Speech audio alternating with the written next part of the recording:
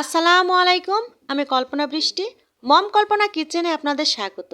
আশা করি আল্লাহর অশেষ মেহেরবানিতে আপনারা সবাই অনেক ভালো আছেন। আলহামদুলিল্লাহ। আমিও আপনাদের দোয়ায় এবং আল্লাহর অশেষ কৃপায় অনেক ভালো আছি। দেশ থেকে এবং দেশের বাইরে থেকে যারাই আমার এই ভিডিওটি দেখছেন সবাইকে আন্তরিক শুভেচ্ছা এবং ভালোবাসা। আজকে আরও একটা নতুন রেসিপি নিয়ে চলে এসেছি।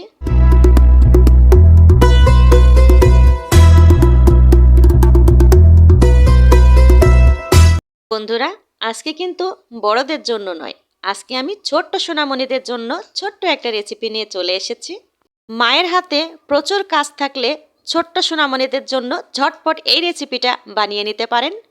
আজকে আর বেশি উপকরণ নয়, শুধু একটা ডিম আর ময়দা দিয়েই আজকে রেসিপিটা আমি বানিয়ে ফেলবো। আজকে রেসিপিটা হচ্ছে ডিম ময়দার অমলেট। রেসিপিটা বানাতে যে সমস্ত উপকরণ লাগছে, অল্প কয়েকটাই উপকরণ আছে, সেটাও আমি আপনাদের বলে দিই। প্রথমে নিয়ে নিয়েছি এখানে 200 গ্রাম মতো আমি এই যে ময়দা, তারপরে নিয়ে নিয়েছি আমি 100 গ্রাম মতো গুঁড়ো দুধ, এবার নিয়ে নিয়েছি আরও 100 গ্রাম মতো এই যে চিনি, তারপরে নিয়ে নিয়েছি স্বাদ মতো কিন্তু লবণ আগে দিয়েই দিয়েছি। এবার আমি সম্পূর্ণ উপকরণগুলো ভালোভাবে একসঙ্গে কিন্তু মিশিয়ে নেব, কারণ লবণ আছে, লবণটা দেওয়ার কারণে সম্পূর্ণ জিনিসগুলো কিন্তু মিশিয়ে নিতে হবে। এ পর্যায়ে এসে একেবারে নর্মাল পানি দিয়ে আমি এই যে একটু একটু করে পানি দেব, আর একটু একটু করে খালে আমি কিন্তু গুলে নেব। এই যে প্রথমবার দিয়েছি, দিয়ে গুলে নিয়েছি, দ্বিতীয়বার আবার দিলাম, দিয়ে এই যে গুলে নিচ্ছি। ঠিক এইভাবে গুলে নিতে হবে ব্যাটারটাকে। আমার মেয়ে খুবই অসুস্থ, শুধু বমি করছে আর প্রচুর জ্বর গায়ে। এ কারণে কালকে আমি ভিডিও ছাড়তে পারিনি, আজকেও পারতাম না। তবে ভাবলাম আমার মেয়ের জন্য একটু নাস্তা তৈরি করব, তাই এটাই না হয় আজকে রেসিপি হিসেবে আপনাদের কাছে শেয়ার করি। আর ইউটিউব প্ল্যাটফর্ম হচ্ছে আমার সংসারের মতোই একটা অংশ। সংসারের সব গুরুত্বপূর্ণ কাজের সাথেও কিন্তু এই ইউটিউব প্ল্যাটফর্মও আমার কাছে অনেক গুরুত্বপূর্ণ। তাই সংসারে যতই কাজ থাক না কেন, আমি প্রতিদিন একটা করে ভিডিও ছাড়ার চেষ্টা করি। আর যেদিন দেখি একেবারে সম্ভব হয়ে উঠছে না, সেদিন আমি আর পারি না। এই তো কথা বলতে বলতে আমি অনেক দূর এগিয়ে এসেছি। এই যে পানি দিয়ে গুলতে গুলতে লাস্টে আমি ডিমটা কিন্তু দিয়ে দিয়েছি। ডিম দিয়ে এইভাবে একই মানে অনবরত শুধু নাড়তে থাকতে হবে। নাড়তে নাড়তে এই যে বেটারটা ঠিক এই পরিমাণে পাতলা করে আনতে হবে। অলরেডি ব্যাটারটা আমার বানানো হয়ে গিয়েছে। এবার আমি কিচেনে চলে এসেছি। এসেই এই যে আমি প্যানটা বসিয়ে দিয়েছি, দিয়ে আমি হালকা পরিমাণে একটু ঘি দিয়ে নিয়েছি প্যানে। ঘি দিতে হবে এমন কোনো কথা নেই, তেল দিয়েও এই কাজটা কিন্তু করতে পারবেন।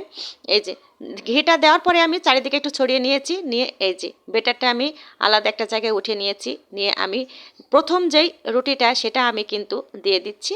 ঠিক এইভাবে দিয়ে নিচটা একটু শক্ত হয়ে আসলে এই যে আমি এবার আরও ভিতরের যেই মোটা অংশটা আছে সেটাকে আমি একটু নেড়ে চেড়ে চারিদিকটা দিয়ে আমি সমান করে চারিদিকটা কিন্তু আমি এই যে দিয়ে নেব। দেখুন কত সুন্দর চারিদিকটা সমান হয়েছে। এবার আমি এসে এই যে 1 মিনিট মতো কিন্তু ঢেকে রাখবো। দেখুন এই যে কত সুন্দর এই যে ফুলে উঠছে। এটা শুধু ডিম দেওয়ার কারণেই কিন্তু ফুলছে, আর গুঁড়ো দুধ তো আছেই। আমার রান্নাঘরটা খুবই একেবারে চিপা, চিপার মধ্যে আমার 2 হাতটা যদি নাড়াচাড়া করতে যাই খুব কষ্ট হয়। এই যে দেখুন, এবার এই যে এইভাবে আমি এক পিসটা কিন্তু উল্টে দিলাম, দিয়েই কিন্তু এই পর্যায়ে আমি এখানে তেল দিয়ে নেব। একটু বেশি করে তেল দিলে সুন্দরভাবে ফ্লাফি হয়ে কিন্তু ফুলে উঠবে ভিতরে। এই যে দেখুন, এই যে আর যার যতটুকু প্রয়োজন সেটাই দিয়ে নেবেন, এখানে কোনো মানে বেশি কমের কোনো বিষয় না।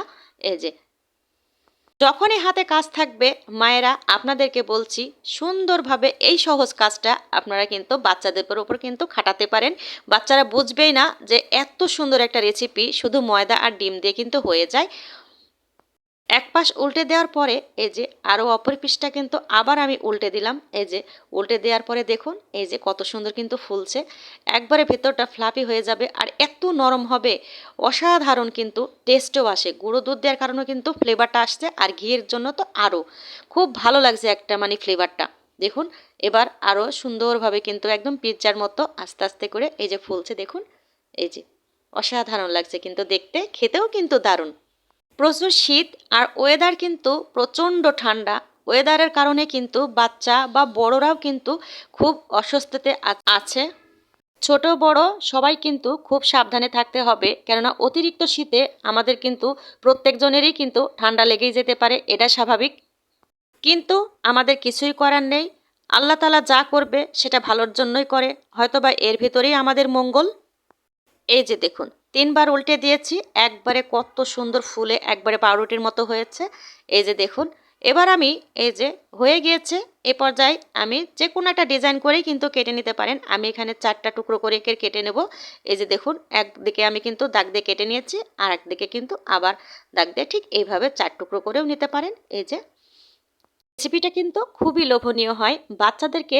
এই যে মন ভোলার জন্য এই যে অল্প কিছু কিছু দিয়েই কিন্তু আপনারা এইভাবে একটা বিকেলের নাস্তা বা সকালের নাস্তাও দিয়ে দিতে পারেন, খুব খুশি হয়ে যাবে বাচ্চারা। প্রথমটা আমি বানিয়ে নিয়েছি, দ্বিতীয়টাও আমি সম্পূর্ণ দেখাবো না, একটু একটু করে দ্বিতীয়টাও দেখে নিচ্ছি। এভাবে যতটা পারেন ততটা আপনারা বানিয়ে নিতে পারেন। আমি এই যে অফ ক্যামেরায় সম্পূর্ণগুলোই কিন্তু বানিয়ে নিয়েছি। এই যে আমি পরেরটাও আপনাদের দেখানোর চেষ্টা করছি। এই যে দেখুন এটাও আমি ঠিক একই প্রসেসে ভেজে নিয়েছি এবং একই প্রসেসেও আমি কিন্তু এটাকেও কেটে নেব। এই যে দেখুন ঠিক একইভাবে কেটে নিয়েছি। এই যে দেখুন আমার দ্বিতীয়টাও কিন্তু হয়ে গিয়েছে। দেখুন কত সুন্দর একটা কালারও এসেছে, অসাধারণ। আমি সবগুলো ভেজে নিয়ে চলে এসেছি।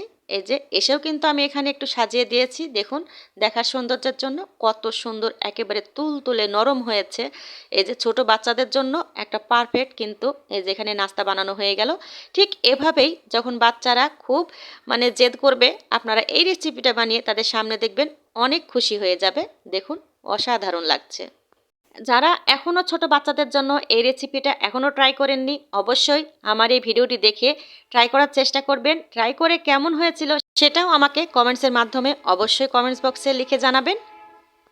যারা এখনও এই রেসিপিটা দেখেননি, অবশ্যই দেখে যদি ভালো লাগে তাহলে একটা লাইক দিয়ে দেবেন, সাথে একটা সাবস্ক্রাইব অবশ্যই করবেন, পাশে থাকা বেল বাটনটা অবশ্যই প্রেস করবেন। আর যথাযথ আমার কিন্তু ভিডিও নোটিফিকেশন আপনার কাছে পৌঁছে যাবে। ভালো থাকবেন, সুস্থ থাকবেন। আল্লাহ হাফেজ। আসসালামু আলাইকুম।